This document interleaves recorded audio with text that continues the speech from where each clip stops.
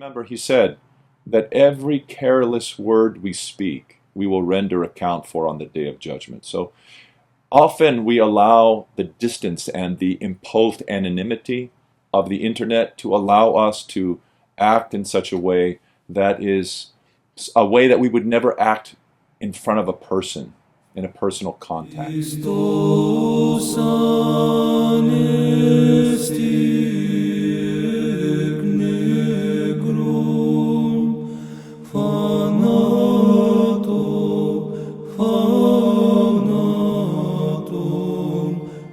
If you yourself are contemplating establishing a blog, having a podcast, using the internet to promote Holy Orthodoxy, I say wonderful.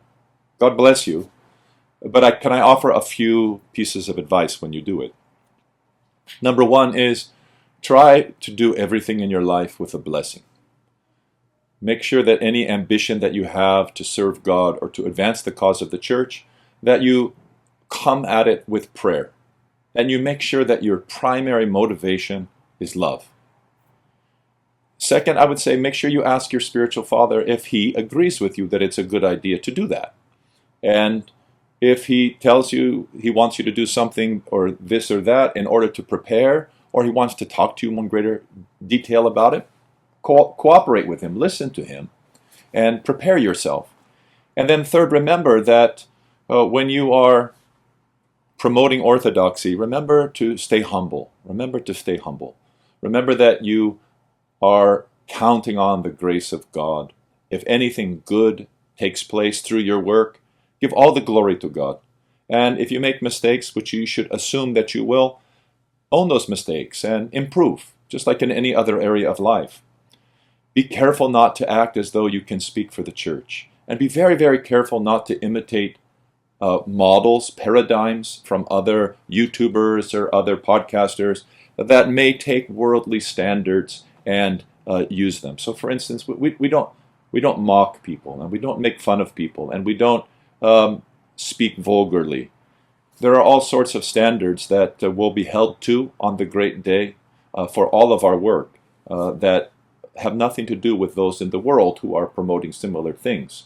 Or using the same structures. So make sure that you're doing it with an eye to being accountable to the Lord, because remember, he said that every careless word we speak, we will render account for on the day of judgment. So often we allow the distance and the imposed anonymity of the internet to allow us to act in such a way that is a way that we would never act in front of a person, in a personal contact. Don't let the apparent anonymity of the internet allow you to say or act in any way, in any bombastic or proud way that you wouldn't act if your grandmother was in the room. Debating has a long history in Western education, but it follows rules. It follows rules that maintain civility, that maintain conciseness, and support the exchange of ideas. In our current cultural milieu, those rules are out the window. We live in a very uncivil society, and therefore often debate degenerates into name-calling, into yelling. That is not to say that authentic debate cannot happen, but it's much more difficult to have an edifying debate today than in years past. A good example that I would suggest for our viewers to examine is a podcast called Unbelievable. It's a podcast out of the UK that is designed to bring together Christian intellectuals and non-Christian intellectuals, often agnostics and atheists, in civilized discourse and the exchange of ideas. And I think that podcast is doing a very fine task of reviving traditional debate between parties who mutually respect each other and are listening before they speak.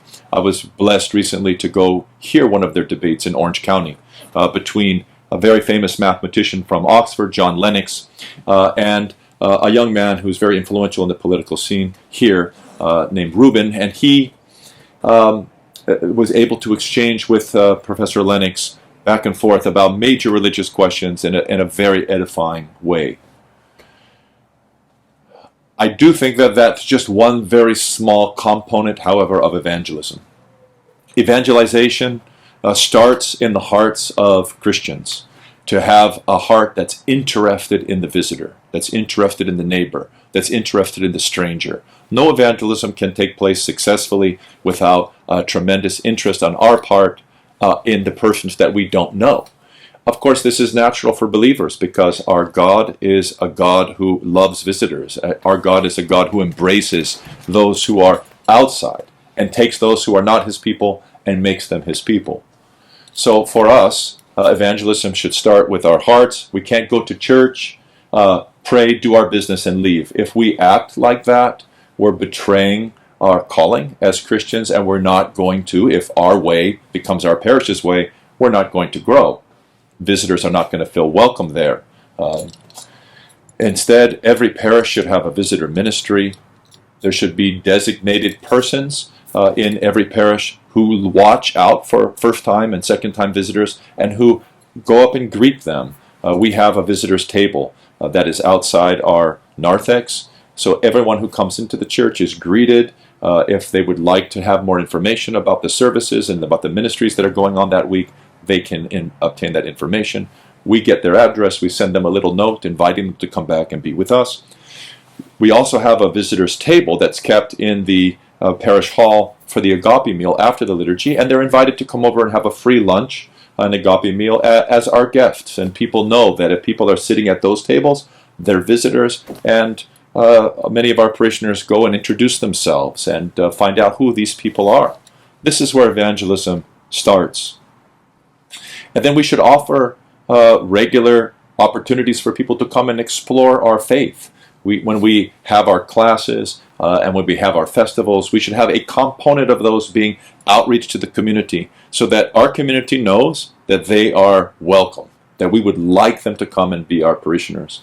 Whenever I give a church tour at our annual festival, we give tours all day long, and I end the tour by saying to all those who are in the church that I would like each of them to come to church on Sunday and to become my parishioners.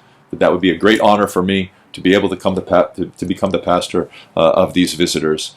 Some take me up, but I don't think that many would if they didn't have a sense that that was the feeling of the church, and that we love them even though we don't know them well, and that we want to know them better.